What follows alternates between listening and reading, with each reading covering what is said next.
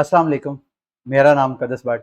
आज इस हफ्ते का आखिरी दिन है, तो मैं कोशिश करूंगा कि इस वीडियो में इस हफ्ते में होने वाली ऐसी मेजर क्रिप्टो डेवलपमेंट जिनका क्रिप्टो मार्केट के ऊपर अच्छा खासा इम्पैक्ट हो सकता है आने वाले वक्तों में भी, उसको इस वीडियो में एक तरह का वीकली राउंड अप मैं आपके साथ करूंगा।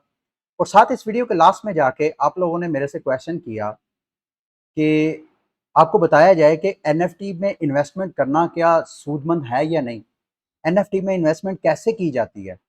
तो उस हवाले से मैं आपको कोशिश करूंगा डिटेल गाइड करूं, ताकि इस वीडियो को वॉच करने के बाद आपको ये पता चल जाए कि आपको एनएफटी जो है वो आपको सूट करती है कि नहीं। एनएफटी मार्केट बड़ी ह्यूज मार्केट है, मिलियंस ऑफ डॉलर के लोगों ने इसमें प्रॉफिट कमाए हैं। शायद ही कोई ऐसा क्रिप्टो इन्वेस्टर होगा जिसने अगर किसी और क्रिप्टो करेंसीज में इन्वेस्टमेंट की होगी, उसने एनएफटी इसमें इन्वेस्टमेंट ना की होगी। तो इसमें से ये तो है बात बड़े इन्वेस्टर की, लेकिन जो रिटेल इन्वेस्टर है, छोटा मोटा इन्वेस्टर, उसको एनएफटी के बारे में पता ही नहीं है। तो आज इस वीडियो में कोशिश करूंगा कि नीचे लेवल तक जाके आपको बेसिक अंडरस्टैंडिंग समझाई जाए, और साथ आपको ये भी पता चले कि क्या एनएफटी पे आपकी इन्वेस्टमेंट आपको प्रॉफिटेबल लग सकती है या नहीं। मैं अपना कुछ तजर्बा भी आपके साथ शेयर करूंगा, अपना कुछ नॉलेज आपके साथ शेयर करूंगा। लेकिन कुकॉइन के हवाले से कल तो मैंने आपको एक्सप्लेनेशन दे दी। कल मंडे है, इंशाल्लाह कल या परसों आपको याद होगा मैंने कुकॉइन के हवाले से एक कैंपेन चलाई थी अपने चैनल पे, जिसमें मैंने आपको कहा कि अगर आप मेरी टीम को ज्वाइन करेंगे तो आपको टीआरएक्स टोकन मिलेंगे। आप फिर मैंने उसी कैंपेन में कहा कि अगर मेरे रेफरल में से कोई ऐसा रेफरल होगा, अच्छा ट्रेडर होगा जो कि इस कैंपेन में आईफोन 13 विन करेगा, उसको $100 मैं अपनी तरफ से गिफ्ट दूंगा। अच्छा, अब आईफोन 13 का रिजल्ट तो आ गया है कि किसने विन किया है। सैडली वो मेरे अपने रेफरल में से नहीं है, लेकिन मेरे ऐसे रेफरल जिनको टीआर एक्सेस जिन्होंने ज्वाइन किया उस कैंपेन के बाद, उनसे मुतल्लक अपडेट है। वो मेरे कौन कौन से रेफरल हैं जो एलिजिबल हैं, उनके टीआर एक्स टोकन की ऑनलाइन हम डिस्ट्रीब्यूशन करेंगे इंशाल्लाह। या मैं उसकी वीडियो कल रिकॉर्ड करूंगा या परसों, तो उस हवाले से मैं आपको लाजमी अपग्रेड करूंगा। अगर आपने कुकॉइन को अभी तक ज्वाइन नहीं किया, आप इसको ज्वाइन करना चाहते हैं, तो स्क्रीन पे मेरा आपको रेफरल लिंक नजर आ रहा है और इस वीडियो की डिस्क्रिप्शन में भी आपको नजर आ रहा है। आप चाहें तो कुकॉइन को मेरे रेफरल लिंक से ज्वाइन करके मेरी टीम का हिस्सा बन सकते हैं। अब आते हैं वीकली राउंड अप। इस हफ्ते में एक्सआरपी के ऊपर दो मेजर डेवलपमेंट हुई हैं। मैं चाहता हूं आपको उस हवाले से अपडेट करूं, क्योंकि उसका इम्पैक्ट एक्सआरपी की प्राइस के ऊपर अच्छा खासा हो सकता है। एक तो आपको पता है कि एक्सआरपी का एससीसीपी के साथ फटा चल रहा है, और एससीसीपी अब पिछले दिनों ये भी रिपोर्ट आई थी कि इन केस अगर अमेरिका की security and exchange commission XRP को एक सिक्योरिटी डिक्लेयर कर देती है, तो फिर एक्सआरपी क्या करेगी, अपना सारा सेटअप अमेरिका से निकाल के किसी और कंट्री पे मूव कर देगी। ये बिल्कुल एग्जैक्ट आउटकम है जो कि मैं सोच रहा था। मेरा असेसमेंट शुरू से ये रही है कि अगर एसईसी अमेरिका की ये डिसाइड कर दे कि एक्सआरपी एक सिक्योरिटी है, तो एक्सआरपी जो है वो जीरो हो जाएगा, डेड हो जाएगा। अगर ये डिसीजन वाकईतन, ये जो न्यूज फैलाई जा रही है कि इन केस कि अगर एक्सआरपी जो है केस हार भी जाता है एसईसी से, तो फिर ये दूसरे कंट्री में मूव हो जाएंगे। तो ये मेरा ख्याल है, उम्मीद की एक किरण नजर आ रही है। गो के जैसे ही अगर ये केस हारेगा तो एक्सआरपी की प्राइस आपको और कोई पता नहीं 80-90% भी क्रैश होती हुई नजर आए, लेकिन दोबारा एक्सआरपी दोबारा मोमेंटम पकड़ने के लिए, मार्केट को कैप्चर करने के लिए आगे जाएगी। इस हफ्ते की क्या डेवलपमेंट है? सबसे बड़ी डेवलपमेंट एक्सआरपी से रिलेटेड ये है कि इसके को फाउंडर थे जेड मैककलम, इनका नाम है। ये आपको स्क्रीन पे इसका चेहरा नजर आ रहा है, सॉरी, ये अब आपको स्क्रीन पे नजर आ रहे होंगे। 2012 में जब एक्सआरपी के ऊपर काम हो रहा था, तो उस वक्त इन्होंने एज अ को फाउंडर एक्सआरपी को ज्वाइन किया, और 2014 में आपस में एग्जेक्टिव के फड्डे थे और उस फड्डे से ये अलग हो गए।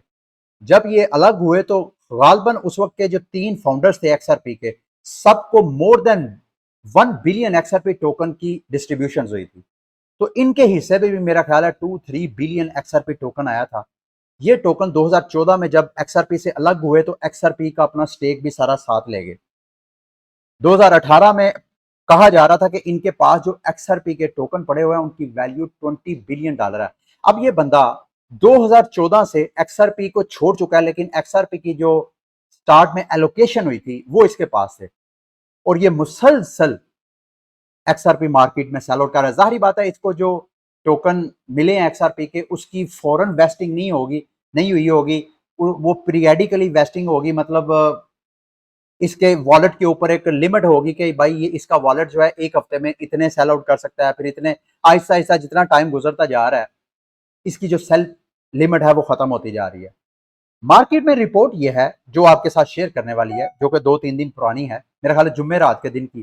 कहा यह जा रहा है कि इसके वॉलेट में अभी कुछ तकरीबन 81 मिलियन XRP इसके वॉलेट में अब रह गए हैं।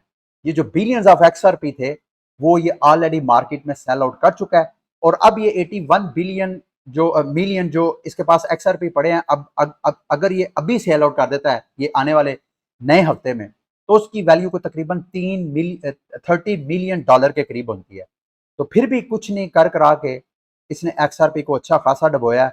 वो 5 अरब से लेके 10 अरब डॉलर तक ये XRP से ले चुका है, उसके XRP की कम्युनिटी से ये डिप्लीट कर चुका है। और ये इसका डंट एक नहीं है।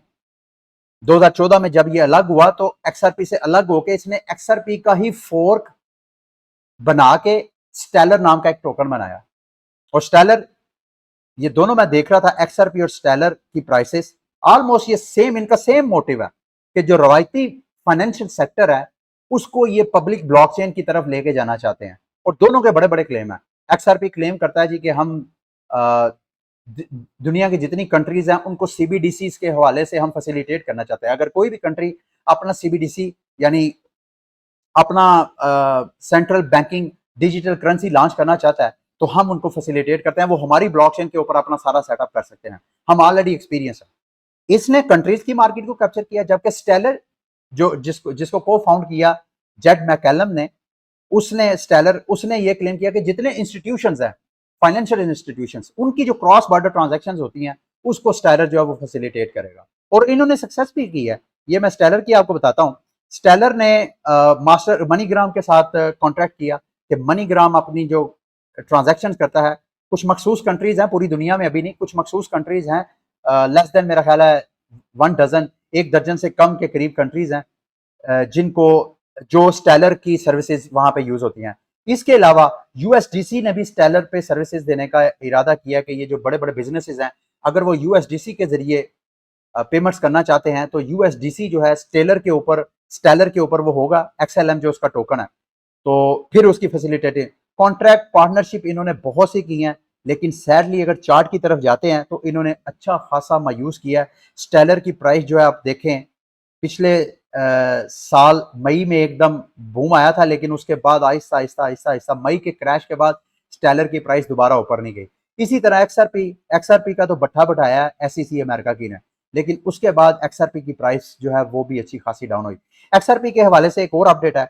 XRP ने अभी रिसेंटली अनाउंसमेंट किया कि $1,97,000 की उन्होंने अलग से हैकनस्टन में फंडिंग की है, और उन्होंने डेवलपर्स को कहा है कि आप 3 मुख्तलिफ किस्म के आइडियाज हमें डेवलप करके दें कि कैसे हम, दुनिया अगर अपना अपना CBDC लॉन्च करती है तो कैसे हम उनके साथ इंटरऑपरेबिलिटी की सर्विसेज दे सकते हैं। यानी अगर पाकिस्तान का अपना CBDC है, रशिया का अपना CBDC है, अगर इन दोनों ने एक दूसरे को पेमेंट करनी है, अब दोनों की ब्लॉकचेन डिफरेंट है तो आपस में कम्युनिकेशन कैसे करेगी?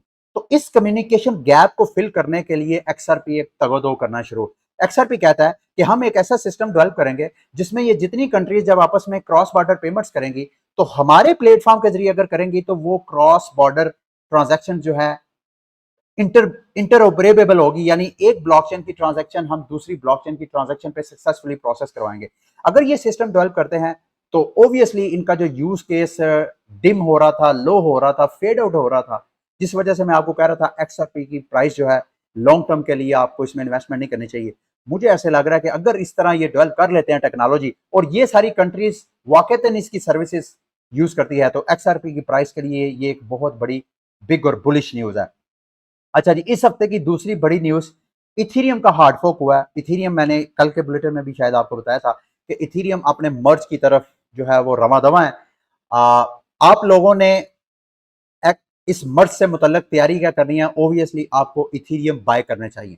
अब बाय करने का ये कतन मतलब नहीं है कि इथीरियम के मर्ज के बाद वाकईतन प्राइस जो है अच्छी खासी पंप करेगी, लेकिन इथीरियम के मर्ज के बाद इसकी यूज केस बढ़ने की वजह से, मार्केट में फोमो की वजह से ये एक्सपेक्ट किया जाता है कि जो इथीरियम है उसकी प्राइस में लाजमी पंप आएगा। और अगर ये पंप जो है मार्केट रिकवरी के दौरान आया तो पंप भी अच्छा खासा आपको नजर आएगा। और इस दौरान अगर आपने इथीरियम में इन्वेस्टमेंट करनी है, अभी इस हफ्ते की रिपोर्ट यह है कि इन्होंने आपको, मैंने मेरा ख्याल है ग्रे ग्लेशियर नाम का एक हार्ड फोर्क किया है जिसमें इन्होंने डिफिकल्टी बॉम्ब को 100 डेज मजीद एक्सटेंड कर दिया है। यानी डिफिकल्टी बॉम्ब को एक्सटेंड करने का मतलब यह है कि जो इथीरियम मर्जर के डेवलपर हैं उनको मजीद 100 डेज मिल गए हैं कि इन केस अगर वो मर्जिंग के दौरान ये जो पायलट वगैरह करते हैं, पायलट हार्ड फोर्क वगैरह टेस्ट नेट के ऊपर जो प्रैक्टिस वगैरह करते हैं, अगर वहां पे कोई प्रॉब्लम आ जाती है तो इनके पास इनफ इनफ टाइम हो के उसको वो फिक्स करें। तो ये भी इस हफ्ते की इथीरियम के हवाले से बड़ी बुलिश न्यूज थी जो मैंने कहा आपको रिमाइंड करवा दूं। अच्छा, इसके अलावा तीसरी इस हफ्ते की बिग बिग न्यूज जो है, जितने क्रैश होने वाले डीफाई प्रोजेक्ट्स हैं उनके हवाले से बड़ी डेवलपमेंट्स है। एक बड़ी डेवलपमेंट्स एफटीएक्स की ब्लॉकीफाई के हवाले से फाइनली डील ऑलमोस्ट हो चुकी है। र्यूमर्स अफवाहें ये थी कि एफटीएक्स सिर्फ $25 मिलियन पे करके ब्लॉकीफाई को खरीदेगा। बाद में इनके जो सीईओ थे, जिनका मैंने मेरा ख्याल है कल के परसों आपको अपडेट भी किया कि उन्होंने कहा कि हम 25 मिलियन में नहीं सेल करेंगे। अब फाइनल रिपोर्ट इस हफ्ते में ये आई है कि फाइनली उनकी डील आपस में हो गई है। तो $200 मिलियन के अगेंस्ट जो है एफटीएक्स ने ब्लॉकीफाई बाय कर लिया है। इसके अलावा इसी हफ्ते की रिपोर्ट यह है कि थ्री एरोस कैपिटल ने बाकायदा चैप्टर 11 यानी अमेरिकी अदालत में बैंकरप्सी रिपोर्ट कर दिया है। उसका मतलब यह है कि वो बैंक से कानूनी तौर पे सपोर्ट लेना चाह रहे हैं ताकि उनके जो अमेरिकी एसेट्स हैं क्रेडिटर उसको क्लेम ना करें। ये ना हो कि दूसरी ममालिक से अदालतें जो है वो नोटिस जारी करेंगे भाई इनके फंड जो है फ्रीज कर ले। तो ये भी एक बड़ी बड़ी डेवलपमेंट थी। इसी हफ्ते के दौरान कई एक्सचेंजेस ऐसे हैं वो एक्सपोज हो रहे हैं, कई अपने डिपॉजिट और विड्रॉवल जो है वो रोक रहे हैं, और कई जो है कह रहे हैं कि हम वक्ती तौर पे जो है रोक रहे हैं, हम थोड़ी सी फंड रेजिंग करेंगे। कोइन फ्लैक्स के बारे में आपको बताया कि उन्होंने कहा कि हम जो फंड्स हैं जब तक हम अपना एक नया टोकन बना के नई फंड रेजिंग नहीं कर देते उस वक्त तक हम विड्रॉवल जो है वो कंटिन्यू नहीं करेंगे। तो ये भी बिग बिग बेरिश डेवलपमेंट्स थी इस हफ्ते के दौरान। इसके अलावा ऑक्सी इन्फिनिटी ने भी इस हफ्ते मेजर मेजर अपडेट्स की, लेकिन मैं देख रहा था कि इनके जितने टोकन है ऑक्सी इन्फिनिटी के, एएक्सएस टोकन, उसकी प्राइस भी आप देख रहे हैं पिछले कई दिनों से क्रैश करती जा रही है और मसलसल वर्टिकल जो क्रैश है इसका। इसी तरह इसका जो एसएलपी टोकन है उसकी प्राइस को भी अगर आप जूम आउट करके देखें तो उसमें भी आपको वर्टिकल क्रैश नजर आएगा।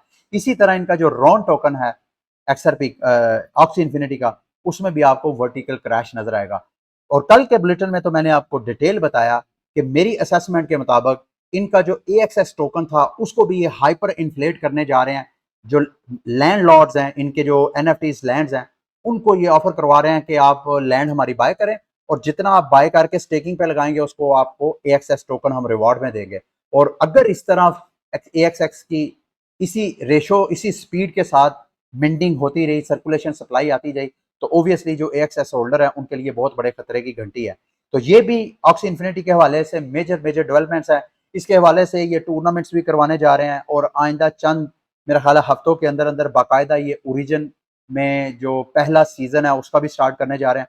इस हवाले से बल्कि मैंने शायद कल के परसों के बुलेटिन में आप लोगों को ऑफर करवाया कि अगर आप ऑक्सी इन्फिनिटी की ओरिजिन गेम में पार्टिसिपेट करना चाहते हैं, वहां से अर्निंग करना चाहते हैं, तो मेरे पास ऑक्सीज हैं। मैं स्कॉलरशिप आपको फ्री ऑफर करवाऊंगा। इस वीडियो की डिस्क्रिप्शन में दोबारा मैं अपने डिस्कॉर्ड का लिंक दे दूंगा। वहां पे मेरा ऑक्सी स्कॉलर मैनेजर जो आप लोगों को ट्रेनिंग देगा कि कैसे आपने ऑक्सीज प्ले करनी है। और अगर तो आप ओरिजिन के सीजन 1 स्टार्ट होने से पहले पहले गेम को अच्छा प्ले करना लर्न कर लेते हैं, तो फिर हम आपको फ्री में भी ऑक्सीज जो है वो ऑफर करवाएंगे ताकि आप गेम प्ले करें। जितनी आप अर्निंग करेंगे उसकी हाफ हम रख लेंगे। तो अगर आपने ऐसा नहीं करना तो आपको फ्री में ट्रेनिंग मिल जाएगी। जब ओरिजिन लॉन्च होगा तो आप खुद ऑक्सी इन्फिनिटी की ऑक्सीज बाय करके तो आप खुद अर्निंग वगैरह कर सकते हैं। अच्छा, इसके अलावा ये थी इस हफ्ते की जो मेरा ख्याल है मेजर डेवलपमेंट जो मैंने आपके साथ शेयर करनी थी। इसके अलावा आज की न्यूज वगैरह आपके साथ शेयर करते हैं। आज जो है चूंकि हफ्ते का लास्ट दिन है तो इस हफ्ते की जो वीकली कैंडल है बिटकॉइन की, वो भी आपको रेड में क्लोज होती हुई नजर आ रही है। एटलीस्ट जब तक मैं वीडियो बना रहा हूँ उस वक्त तक तो आपको ये रेड नजर आ रही है। और मैंने आपको 2 दिन पहले बताया था कि अगर बिटकॉइन की प्राइस जब तक ये 200 वीकली सिंपल मूविंग एवरेज से ऊपर नहीं जाती है उस वक्त तक हमें ये थ्रेट रहेगा कि बीटीसी की प्राइस जो है वो मजीद नीचे क्रैश कर सकती है। कोई बड़ा सरप्राइज नहीं होगा अगर बीटीसी की प्राइस क्रैश करके 15,000 से भी नीचे 12,000 इवन 10,000 तक भी जाए। डिपेंड करता है कि मार्केट में फंड कैसा है। लेकिन एक चीज मैं नोट कर रहा था पिछले 2-3 दिन से मुसलसल मार्केट में बुरी न्यूज आ रही हैं, ऐसी न्यूज आ रही हैं जिनका अच्छा खासा इम्पैक्ट होना चाहिए था, मार्केट को अच्छा खासा क्रैश होना चाहिए था, लेकिन मार्केट जो है वो क्रैश नहीं हो रही है।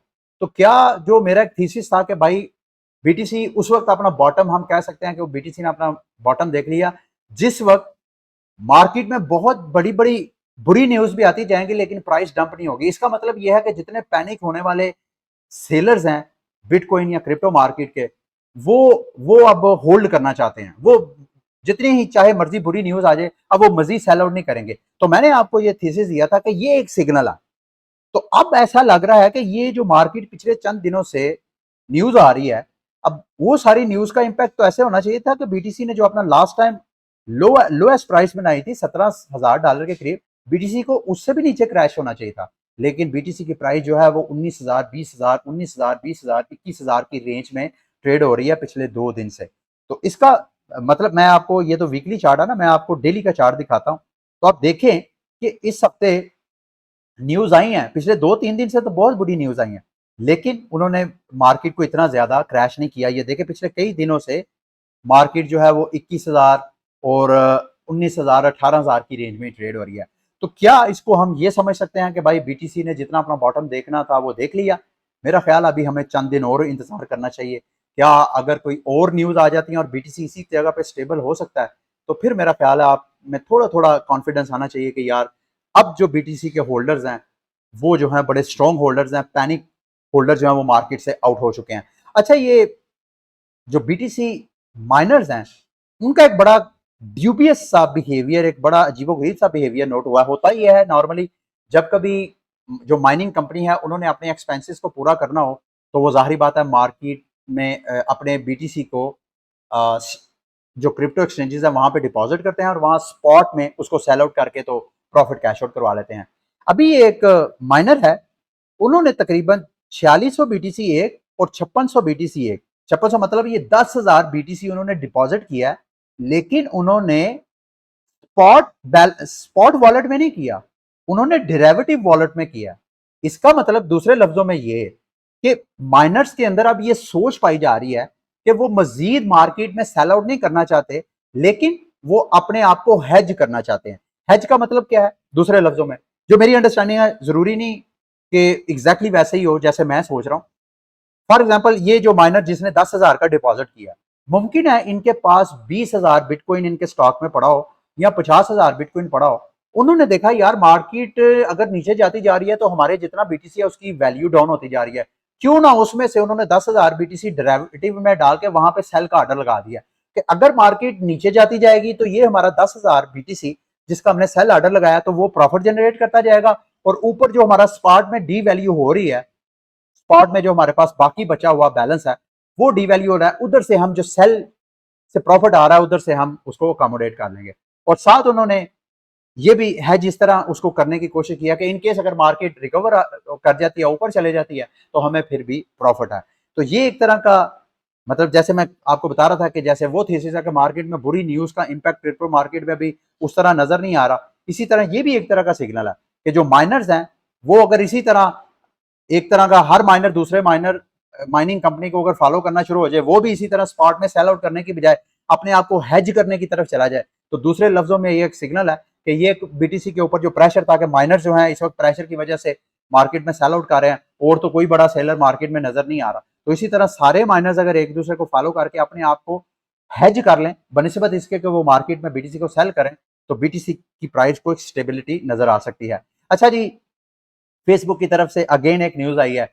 इन्होंने, फेसबुक ने कहा कि ये एक नॉवी वॉलेट लॉन्च कर रहे थे और उसके उस प्रोजेक्ट के ऊपर काम कर रहे थे। अभी उनकी की तरफ से अनाउंसमेंट आई है कि इस साल के सितंबर तक वो बाकायदा उस प्रोजेक्ट को क्लोज कर देंगे और उस प्रोजेक्ट को क्लोज करके उनका सारा जो इंफ्रास्ट्रक्चर है, सारा जो स्टाफ है, उसको अपने मेटावर्स की तरफ ले जाएंगे।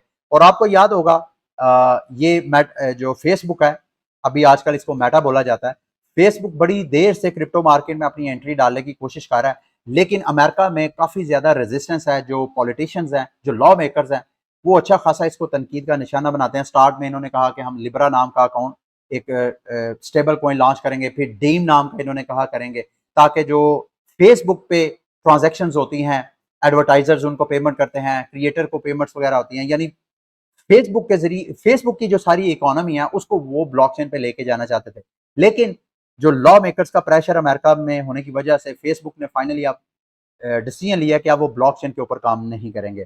अच्छा, मार्केट में जो मैं फंड वगैरह बता रहा था, एक फंड मार्केट में ये भी फैलाया जा रहा है, जहां यूएसडीटी टेथर के बारे में मार्केट में अफवाहें, कल मार्केट में ये भी एक अफवाह फैला दी कि शायद यूएसडीसी भी जो है वो भी क्राइसिस में जा रहा है।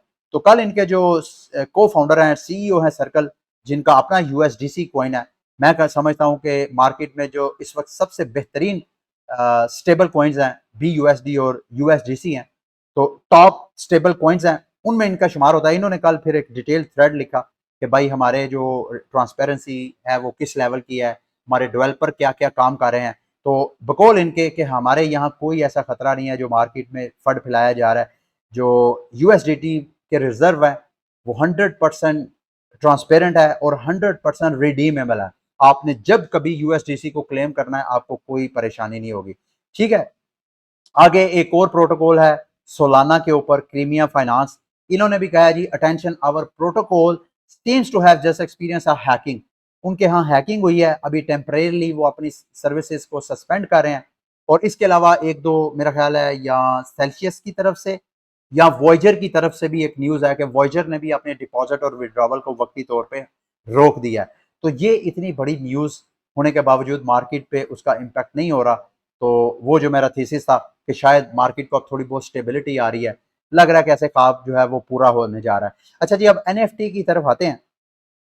NFT क्या है, थोड़ा इसको समझे। इसको बोलते हैं non fungible token. For example, एक bitcoin is equal to another bitcoin.